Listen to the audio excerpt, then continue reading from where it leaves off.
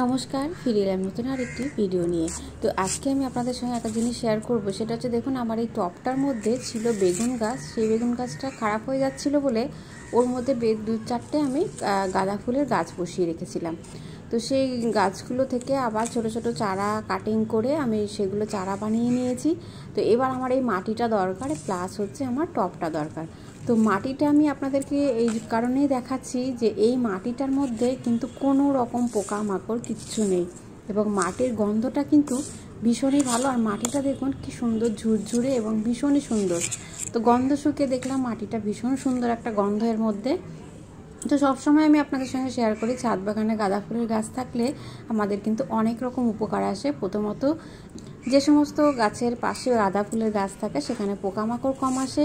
আর দ্বিতীয়ত হচ্ছে, যে মাটিতে গাঁদা ফুলের গাছ থাকবে সেই মাটির মধ্যেও কিন্তু কোনো রকম কেন্ন কেঁচো এগুলো কিন্তু কিচ্ছু থাকবে না। তো এই দেখুন, এই বেগুন গাছ আর এই গাঁদা ফুলের গাছগুলো ছিল হচ্ছে ওই টবটার মধ্যে।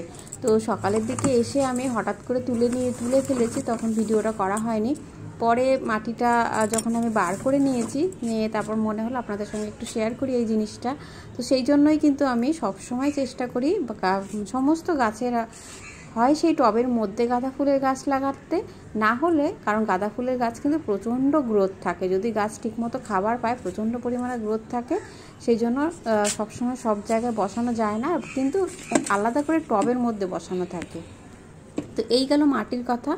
এবার আমি এই যে গাঁদা ফুলের গাছগুলো যে গামলাটার মধ্যে আছে, সেই গামলাটার মধ্যে থেকে আমি পেয়েছি এই মাটিটা। তো এই মাটিটা আমি কিভাবে পেলাম এবার আমি সেটাও আপনাদের সঙ্গে শেয়ার করব।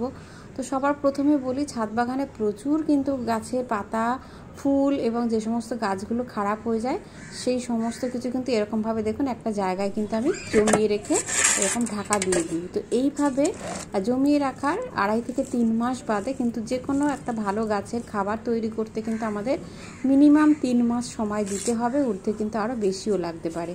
তো তাতে কি হয় কি, একটা জায়গা কিন্তু আমাদের অনেক দিন পর্যন্ত আটকে থাকে। তো এই রকম একটা দেখুন ভাঙা গামলা, যেটা কিন্তু কোনো কাজে আসবে না। তো এর মধ্যে কিভাবে আমি গাছ তৈরি করব এবং এই গামলাটা কিভাবে আমি আজকে সাজিয়ে তুলব, তার সঙ্গে সঙ্গে কিভাবে কম্পোস্ট রেডি হচ্ছে সেটাই আমি আপনাদেরকে এই ভিডিওর মাধ্যমে শেয়ার করছি।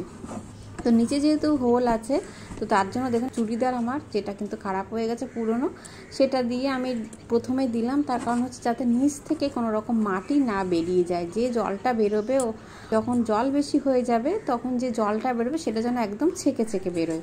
তো কাপড়টা দেওয়ার পরে আমি এখান থেকে নিয়ে নেবো একটু মাটি, যেটা কিন্তু এই গামলার মধ্যে থেকে আমি পেয়েছি। আর এই মাটিটা ব্যবহার করার কারণ হচ্ছে, এই মাটিতে রয়েছে কিন্তু প্রচুর পরিমাণে ব্যাকটেরিয়া বা ফাঙ্গাস, যেগুলো যে সবজির খোসা, বিভিন্ন রকম ফুল পাতা আমরা যের মধ্যে রাখবো, সেটা যাতে দ্রুত তার মধ্যে যাতে সেই ব্যাকটেরিয়াগুলো আরও বাড়তে পারে, সেই জন্য কিন্তু আমি এখানে দেখুন এই ছোট টবে আর 2 থেকে 3 টব মতন আমি মাটি দিয়ে দিয়েছি নিচে। এবারে আমি যেটা করব সেটা হচ্ছে, দেখুন এখানে রয়েছে এই যে ফুলের গাছ। তো গাঁদা ফুলের গাছ দেওয়া মানেই হচ্ছে তার মধ্যে পোকামাকড় হবে না বেশি। আর এছাড়াও কিন্তু অন্যান্য প্রচুর পরিমাণে যে সমস্ত গাছগুলো খারাপ হয়ে যাচ্ছে এখন ছাদ বাগানে, সেই সমস্ত কিছু কিন্তু এবার আমি এই গামলাটা ভর্তি করব। তো ভর্তি করে তারপর আমি এই ফাটা গামলাটাকে কীভাবে গাছ দিয়ে সাজাচ্ছি সেটা দেখাবো আজকে। আর এবারে আমি যে লতা পাতাগুলো আছে এগুলো এখান থেকে কেটে নিয়েছি, দেখুন সেটা অফ ক্যামেরায় আমি করেছি। এই যে দেখুন কত লতা পাতা হয়েছে।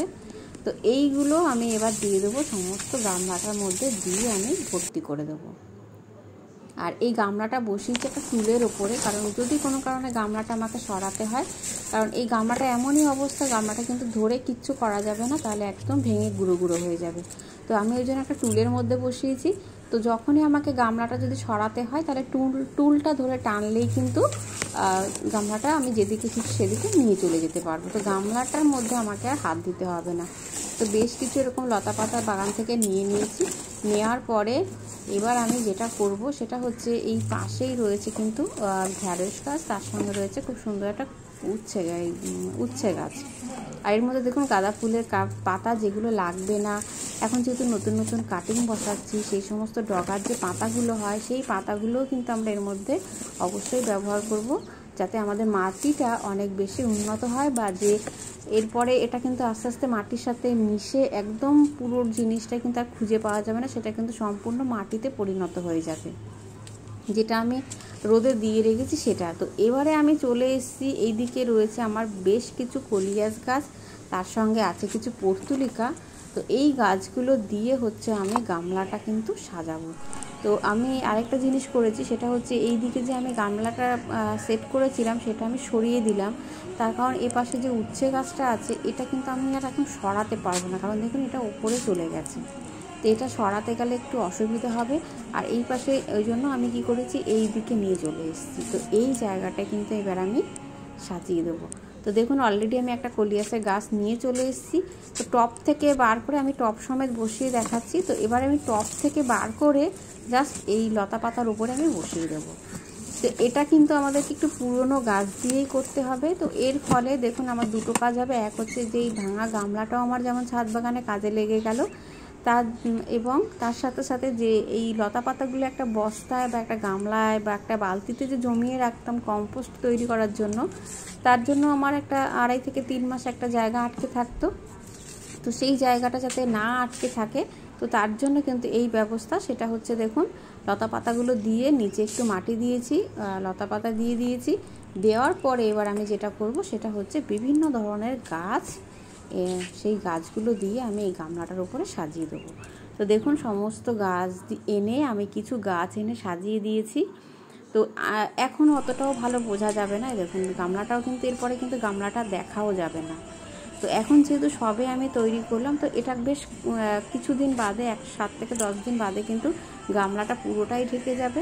আর আমি যে এই যে এখানে দোপাটি গাছ বা অন্যান্য ফুলের গাছগুলো রেখেছি, এগুলো একটু নিচুতে আছে। তো এর নিচে যখন আমি একটু উঁচু স্ট্যান্ড দিয়ে দেবো, তখন কিন্তু এই গামলাটা আর একদমই দেখা যাবে না। এবারে দেখুন জায়গাটা মোটামুটি কেমন দেখতে লাগছে।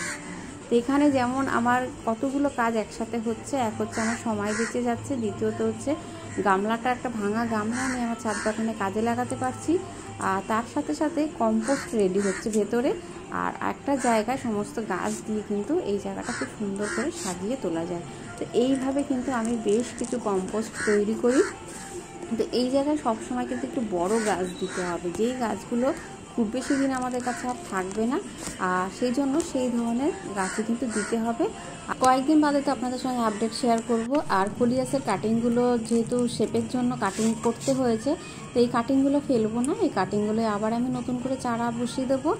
আর এইভাবেই কিন্তু আমি আমার ছাদ বাগানে সহজে সাধারণভাবে কীভাবে গাছ দিয়ে সাজানো যায় সেগুলোই আপনাদের সঙ্গে শেয়ার করি।